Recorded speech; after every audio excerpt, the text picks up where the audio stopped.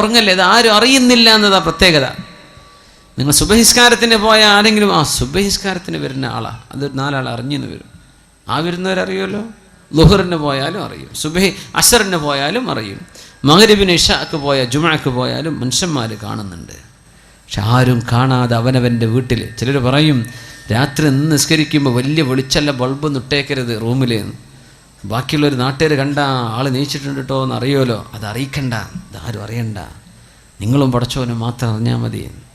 നമ്മൾ ഈ പബ്ലിസിറ്റി ചെയ്യാൻ ഒരുപാട് ഉഷാറാണ്. നമ്മൾ ഒന്നും ചെയ്യേണ്ട ആവശ്യമില്ല. എന്താ പബ്ലിസിറ്റി?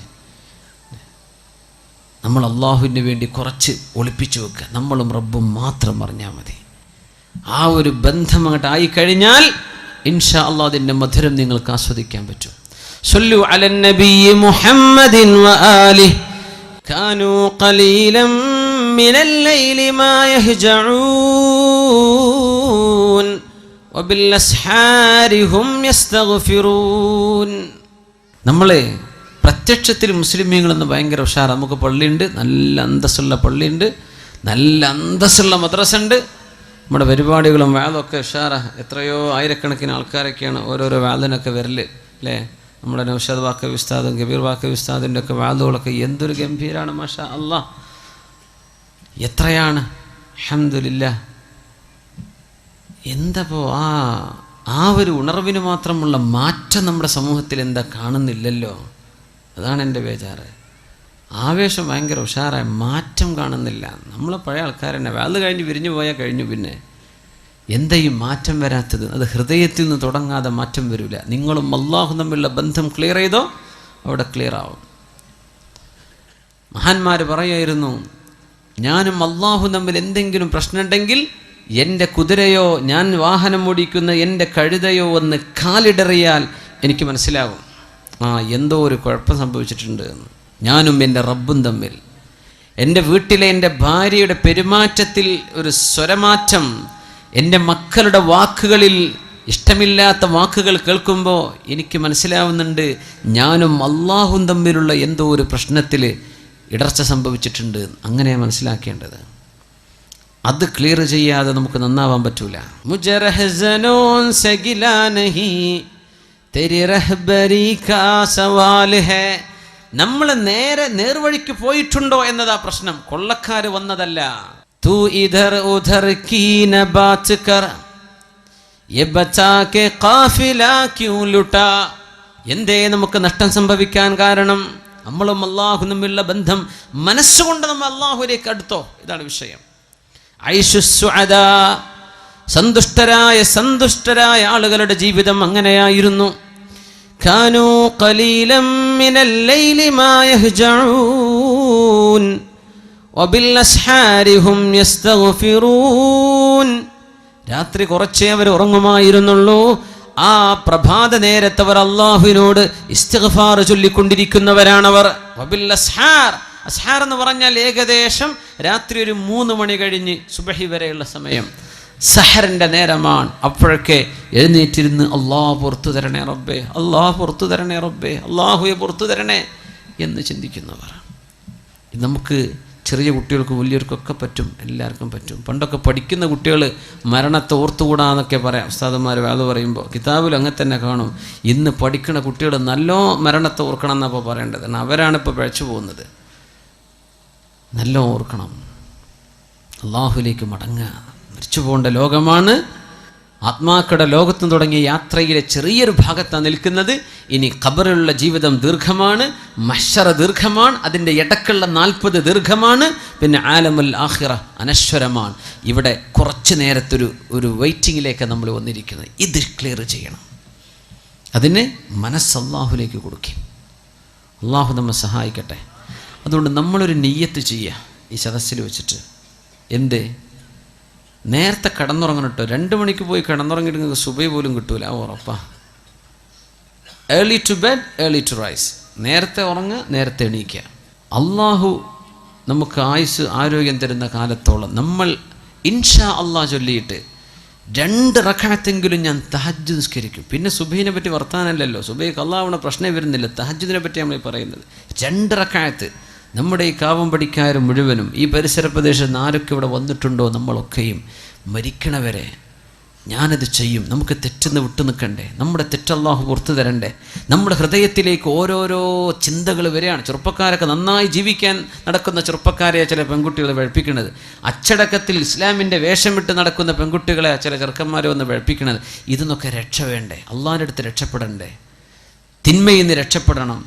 ശരീരത്തിൽ മാരക രോഗം വരാതിരിക്കാൻ എന്തൊക്കെയാണ് പറഞ്ഞത് റസൂലുള്ളാഹി തങ്ങൾ സ്വല്ലല്ലാഹു അലൈഹി വസല്ലം? സ്വാലിഹീങ്ങളുടെ മാർഗമാണത്. പിന്നെ ഖുർബത്തുൻ ഇലല്ലാഹ്, അള്ളാഹുലേക്ക് അടുക്കാനുള്ള വഴിയാണ്. പിന്നെ പറഞ്ഞത് എന്താണ്? അള്ളാഹുവിൻ്റെ ഭാഗത്ത് നിന്ന് സഹായം കിട്ടും തിന്മയിലേക്ക് പോകാതിരിക്കാൻ. തിന്മകൾ അള്ളാഹു പുറത്തു തരും. ശരീരത്തിന് അള്ളാഹു രോഗം വരാതെ കാത്തു സൂക്ഷിക്കും. 2 റക്അത്തെങ്കിലും മിനിമം. അള്ളാഹു അനുവദിച്ചാൽ, അള്ളാഹു തൗഫീക്ക് തരികയാണെങ്കിൽ നമ്മളൊരു തീരുമാനം എടുക്കുക. ചിലപ്പോൾ ഉറങ്ങിപ്പോയി എന്ന് വരും, അതിനെ സംബന്ധിച്ചല്ല പറഞ്ഞത്. പക്ഷേ നമ്മൾ പരമാവധി പരിശ്രമിക്കും. അത് ചെയ്യുന്ന ആളുകൾ നിലനിർത്തി കൊണ്ടുപോകാൻ നീയത്ത്. ഇതൊക്കെ നിസ്കരിക്കുന്ന ആൾക്കാർ ഇവിടെ ഉണ്ട്, സദസ്സിലുണ്ടാവും. അവരുടെ മുഖത്ത് വെളിച്ചം കാണും, ദുആ ഉണ്ട്. ഇബ്നു അബ്ബാസ് റളിയല്ലാഹു അൻഹു പറയും, രാത്രിയുടെ ഇരുട്ടിൽ നിസ്കരിച്ചാൽ അത് പകലിൻ്റെ വെളിച്ചത്തിൽ മുഖത്തിന് ദുആ ആണ്, പ്രകാശമാണ്. അള്ളാഹു നമ്മെ സഹായിക്കട്ടെ. അതുകൊണ്ട് ഇനി ഞാൻ പരിശ്രമിക്കുമെന്ന് എല്ലാവരും ഒരു ഇൻഷാ അല്ലാഹ് പറഞ്ഞാട്ടെ, ഉറക്കെ ഇൻഷാ അല്ലാഹ്. അള്ളാഹുവിനെ മുൻനിർത്തിയിട്ട് നമ്മൾ ചെയ്യാണ്. ഇതാണ് നിങ്ങളോട് പറയണം. നിങ്ങളാരും 10 രൂപ തരണം എന്നല്ല ഇപ്പോൾ ഇൻഷാ അല്ലാഹിൻ്റെ അർത്ഥം. നിങ്ങളാരും സംഭാവന തരണം എന്നല്ല ഇപ്പോൾ. നിങ്ങൾ നിങ്ങളുടെ ജീവിതത്തിൽ ആരോട് പറയും ചെയ്യരുത്. നിങ്ങളും അള്ളാഹും മാത്രം അറിഞ്ഞാൽ മതി. ഒരാളെയും ഞാൻ ഇന്നലെ നിസ്കരിച്ചിട്ടോ തഹജ്ജുദ് ഒന്നും പറയാൻ നിൽക്കല്ലേ. അതൊന്നും പറയാൻ പാടില്ല. ചില സ്വകാര്യത വേണം, ആരോടും മിണ്ടരുത്. ഇത് നിങ്ങളും പടച്ചോനും മാത്രം അറിഞ്ഞാൽ മതി. ഒരു ആബിദായ മനുഷ്യൻ്റെ ചരിത്രം പറഞ്ഞിട്ടുണ്ട്. 40 വർഷം അവർ സുന്നത്ത് നോമ്പ് എടുത്തിട്ടുണ്ട്. 40 വർഷം സുന്നത്ത് നോമ്പ്. റമളാനല്ലേ സുന്നത്ത് നോമ്പ്. ഒരു ദിവസം നോമ്പെടുക്കും, പിറ്റേന്ന് എടുക്കൂല, പിറ്റേന്ന് എടുക്കൂല. അത് സ്വയാമി ദാവൂദ് നബി അലൈഹിസ്സലാം അങ്ങനെയാ നോമ്പ് നോറ്റിരുന്നത്. വീട്ടുകാരറിഞ്ഞിട്ടില്ല എന്നാ. അത് അത്ഭുതം. കച്ചവടക്കാരനായിരുന്നു. വീട്ടിൽ നിന്ന് ഭക്ഷണം വാങ്ങിച്ചിട്ട് വരും. നോമ്പുള്ള അന്നത്തെ ദിവസം ഉച്ചഭക്ഷണം ആർക്കെങ്കിലും സംഭാവന ചെയ്യും. പിന്നെ മഗ്രിബായ കട പൂട്ടും, വീട്ടിലേക്ക് ചെന്ന് ഭക്ഷണം കഴിക്കും. നോമ്പ് തുറയാണ്. അതിന് മുമ്പ് ചെറുതായിട്ട് നോമ്പ് തുറക്കും. സുബ്ഹാനല്ലാഹ്. നോമ്പില്ലാത്തെന്നാ ഭക്ഷണം. വീട്ടുകാർ വിചാരിച്ചു എന്നും കൊണ്ടുപോകുന്നുണ്ടല്ലോ ടിഫിൻ, ഭക്ഷണം കഴിക്കുന്നുണ്ട്. എവിടെ? 40 വർഷമായിട്ട് അവർക്ക് സുന്നത്ത് നോമ്പായിരുന്നു. ആരും അറിഞ്ഞിട്ടില്ല. മരിച്ചതിന് ശേഷം അറിയണത്. സുബ്ഹാനല്ലാഹ്. സ്വകാര്യമാക്കാൻ പറ്റണം, വിളിച്ചു പറയല്ലേ. നമ്മളും അല്ലാഹുവിലേക്ക് മനസ്സ് കൊടുക്കിൻ, റബ്ബിലേക്ക് അടുത്തിട്ടുണ്ടോ എന്ന് ആലോചിക്കും. كانوا قليلا من الليل ما يهجعون وبالأسحار هم يستغفرون. സത്യവിശ്വാസികൾ സുഅദാ, സന്തുഷ്ടരായി കഴിഞ്ഞവർ, ആഖിറത്തിലേക്ക് സന്തോഷത്തോടുകൂടെ കടന്നുപോയവർ ഇങ്ങനെയായിരുന്നു. രാത്രി കുറച്ചേ ഉറങ്ങിയിട്ടുള്ളൂ. അവര് അത്താഴ നേരത്ത് അല്ലാഹുവിനോട് ഇസ്തിഗ്ഫാർ ചോദിക്കുന്നവരാണ്. എൻ്റെ ചെറുപ്പക്കാരികളെ മനസ്സിലാക്കണം. ഒരു പെൺകുട്ടി മൊബൈൽ ചോദിച്ചോലു, ഉമ്മ നിങ്ങൾ മൊബൈൽ തരി. എന്തിനാണെന്നറിയോ? ഒന്നുമില്ല, എനിക്ക് തഹജ്ജുദ് നിസ്കരിക്കാൻ എഴുന്നേൽക്കാനേ അലാറം വെക്കാനാണ്. അലാറം വെക്കാൻ നിങ്ങൾ മൊബൈൽ തരുന്നു. ഉമ്മ കൊടുത്തു. മാസങ്ങൾ കഴിഞ്ഞപ്പോൾ അറിഞ്ഞത് ഈ കുട്ടി മൊബൈൽ വാങ്ങിച്ചിട്ട് തൻ്റെ കൂട്ടുകാരന് മിസ് കോൾ അടിച്ചിട്ട് വർത്താൻ പറഞ്ഞിരിക്കുക നേരം വിളിക്കോളെന്ന്. സുബ്ഹാനല്ലാഹ്. ഉണ്ടായൊരു ഒരു സംഭവം പറയാം. നമ്മളെ ഈ ജില്ലയിലല്ല എന്ന് മാത്രം. ഇത് കണ്ണൂരല്ലേ, കണ്ണൂർ ജില്ലയല്ലേ, നിങ്ങളെ ജില്ലയിലല്ല. അതിലപ്പുറം വല്ലതും നടന്നിട്ടുണ്ടോ എന്ന് എനിക്കറിയില്ലേ. ഈ സംഭവം നടന്നത് നിങ്ങളെ ജില്ലയിലല്ല. ഉമ്മ മൊബൈൽ തരി, അലാറം വെച്ച് എണീക്കാനാ മോള് പറയാം. എന്നിട്ട് ഇവള് മിസ് കോൾ അടിക്കുക ചെക്കന്. അപ്പോൾ അങ്ങോട്ട് വിളിക്കുക നേരം വിളിക്കോളും.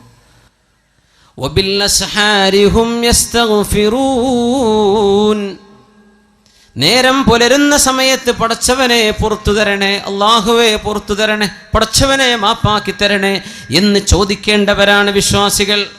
അതാ ചോദിക്കേണ്ടത്. അള്ളാഹുവിനോട് പൊറുക്കലിന് ചോദിക്കുന്നവർ.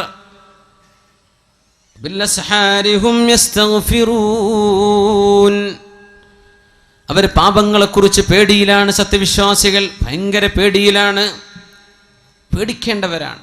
സന്തോഷം ലഭിക്കുന്ന ജീവിതം ആഗ്രഹിക്കുന്നുണ്ടെങ്കിൽ അള്ളാഹുവിനോട് തിന്മ ചെയ്യലിൻ.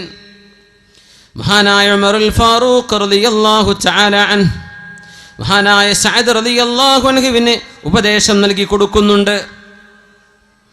മഹാനായ സഅദേ, നിങ്ങൾ അറിഞ്ഞിട്ടുണ്ടോ അല്ലാഹു സുബ്ഹാനഹു വ തആല ശിക്ഷിച്ചത് മഹാനായ ആദം നബി അലൈഹി സ്വലാത്തു വസ്സലാമിനെ ഭൂമിയിലേക്ക് ഇറങ്ങാൻ പറഞ്ഞയച്ചത് തിന്നരുത് എന്ന് പറഞ്ഞ ഒരു പഴം തിന്നതിൻ്റെ പേരിലാണ്. ഒരിക്കൽ കള്ളുടിച്ചിട്ടുണ്ട്. എന്താ നിന്റെ ചിന്ത? നീ ചിന്തിച്ചു നോക്കിയിട്ടുണ്ടോ എന്താണ് എനിക്ക് സംഭവിക്കാൻ പോകുന്നത്? ഒരു നേരത്തെ ഒരൊറ്റ തവണ സയ്യിദുന ആദം നബി അലൈഹിസ്സലാമിനോട് ചെയ്യരുതേ എന്ന് പറഞ്ഞ ഒരു കാര്യം മഹാനായ ആദം നബി അലൈഹിസ്സലാം ചെയ്തു പോയ ഒരൊറ്റ പഴം ഭക്ഷിച്ചതിൻ്റെ പേരിലാണ് ഇറങ്ങിപ്പോയിക്കോളൂ എന്ന് അള്ളാഹു മഹാനായ നമ്മുടെ വല്ലിപ്പയോട് പറഞ്ഞത്.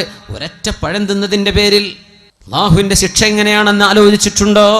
എൻ്റെ ആദമിന് അലൈഹിസ്സലാമിന് സുജൂദ് ചെയ്യണം എന്ന് പറഞ്ഞിട്ട് ഒരൊറ്റ സുജൂദ് ചെയ്യാൻ ഇബ്ലീസ് വിസമ്മതിച്ചപ്പോഴാണ് ഉഖ്റുജ് മിൻഹാ ഫഇന്നക റജീം ഫഇന്ന ലക അല്ലാ തതകബ്ബറ ഫീഹാ, ഇവിടെ നിന്റെ അഹങ്കാരം പറ്റില്ല ഇബ്ലീസ്, ഇറങ്ങിപ്പോയിക്കോ ഇവിടെ നിന്ന്. അള്ളാഹു സ്വർഗ്ഗലോകത്ത് നിന്ന് അട്ടിപ്പായിപ്പിച്ചത് ഒരു സുജൂദ് ചെയ്യാൻ മടിച്ചതിൻ്റെ പേരിലാ.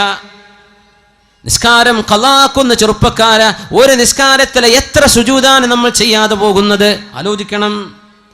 നിസ്കാരം ഖളാക്കുന്ന ചെറുപ്പക്കാര, നിന്റെ നിസ്കാരത്തിന്റെ ഗൗരവം നീ ആലോചിച്ചിട്ടുണ്ടോ? ഒരൊറ്റ സുജൂദ് ചെയ്യാത്ത ഇബ്ലീസിനെ അല്ലാഹു അട്ടിയോടിച്ചിട്ടുണ്ട്. അല്ലാഹുവിന്റെ ശിക്ഷ ഭയങ്കരമാണ് സഅദേ എന്ന് മഹാനായ സഅദ് റളിയല്ലാഹു അൻഹു ഗവർണറായിരിക്കെ അമീറുൽ മുഅ്മിനീൻ എഴുതി കൊടുക്കുന്നു ഉമറുൽ ഫാറൂഖ് റളിയല്ലാഹു അൻഹു. അങ്ങനെ പേടിച്ചപ്പോഴാണ് മഹാനായ മാഇസ് ഇബ്നു മാലിക് റളിയല്ലാഹു തആല അൻഹു ഓടി വന്നത് അല്ലാഹുവിന്റെ റസൂലിന്റെ മുമ്പിലേക്ക്. അവര് മദീനത്ത് നിന്ന് കല്യാണം കഴിച്ചൊരു സ്വഹാബിയാണ്. ഒരു പെണ്ണുമായി സ്നേഹത്തിലായിരുന്നു, അടുപ്പത്തിലായിരുന്നു. ഇതൊക്കെ ദുനിയാവ് ഖിയാമത്ത് നാൾ വരെ വരാൻ പോകുന്ന കഥകൾ ഇതാണ്. അതിൻ്റെയൊക്കെ സാമ്പിളുകൾ അല്ലാഹു തആല അന്ന് തന്നെ കാണിച്ചെന്ന്. ഇതൊക്കെ ഈ ലവ് സ്റ്റോറിയൊക്കെ ഇനിയും നടക്കും ലോകത്ത്. എന്ത് നമ്മൾ ചെയ്യണം? ഒരു മുസ്ലിം എന്ത് ചെയ്യണം? ഒരു മുസ്ലിം എന്ത് ചെയ്യണം? അല്ലാഹുവിന്റെ റസൂലിനോട് വന്ന് പറഞ്ഞു, യാ റസൂലല്ലാഹ്, അല്ലാഹുവിന്റെ റസൂലേ, ഇന്നൽ അബ്അദ ഖദ് സനാ യാ റസൂലല്ലാഹ്. ആരാരുമില്ലാത്തൊരു നേരത്തെ തക്കം പാർത്ത് ഈ തന്നോട് ചങ്ങാത്തം കാണിച്ച പെണ്ണിന്റെ കൂടെ ഒരുമിച്ച് കിടന്ന് സിന ചെയ്ത് വ്യഭിചരിച്ച ആ ഒരു സാഹചര്യത്തിൽ ഓടി വന്നിട്ട് പറഞ്ഞു, പിശാച് പലതും മോഹിപ്പിക്കും. പിശാച് പറയും കുഴപ്പമില്ലല്ലോ, പിശാച് പറയും ആരും അറിയില്ലല്ലോ, പിശാച് പറയും ഇത് ഒരിക്കലാണല്ലോ, പിശാച് പറയും തിരക്കേടില്ലല്ലോ. തിന്മകൾ ഇങ്ങനെ മനോഹരമാക്കി തന്ന് അത് ചെയ്തു കഴിഞ്ഞാൽ പിശാച് വിട്ടുനിൽക്കും, എന്നെ കുറ്റം പറയല്ലേ എന്ന്. ഇതാണ് തിന്മയുടെ വിഷയം. ഇത് തന്നെ സംഭവിച്ചു മാഇസ് ഇബ്നു മാലിക് റളിയല്ലാഹു അൻഹുവിന് സംഭവിച്ചു പോയി. തിന്മ സംഭവിച്ചു പോയി. എന്താ മുഅ്മിനെ? ഒരു ചെറുപ്പക്കാരൻ്റെ അനുഭവം പറഞ്ഞു. അള്ളാഹു അദ്ദേഹത്തിന് പുറത്തു കൊടുക്കുമാറാകട്ടെ. അദ്ദേഹം തൗബ ചെയ്ത് മടങ്ങി ദ്വാരക്കാനൊക്കെ പറഞ്ഞിട്ടുണ്ട്. ഒരു പെണ്ണിൻ്റെ മുഖത്ത് കണ്ണുയർത്തി നോക്കാത്ത ചെറുപ്പക്കാരൻ, അത് നിങ്ങളെ ജില്ലക്കാരനാണ്. പക്ഷെ ആളെ പേരൊന്നും ഞാൻ പറയില്ല, നിങ്ങൾ ചോദിച്ചാലും പറഞ്ഞുതരില്ല, അത് കോൺഫിഡൻഷ്യലാണ്. അങ്ങനെ നടന്നൊരു ചെറുപ്പക്കാരൻ വ്യഭിചരിച്ചു. ഇവിടെ അല്ല, ഗൾഫിൽ വ്യഭിചാരം സംഭവിച്ചു. ഞാൻ അന്തം വിട്ടുപോയി റബ്ബേ.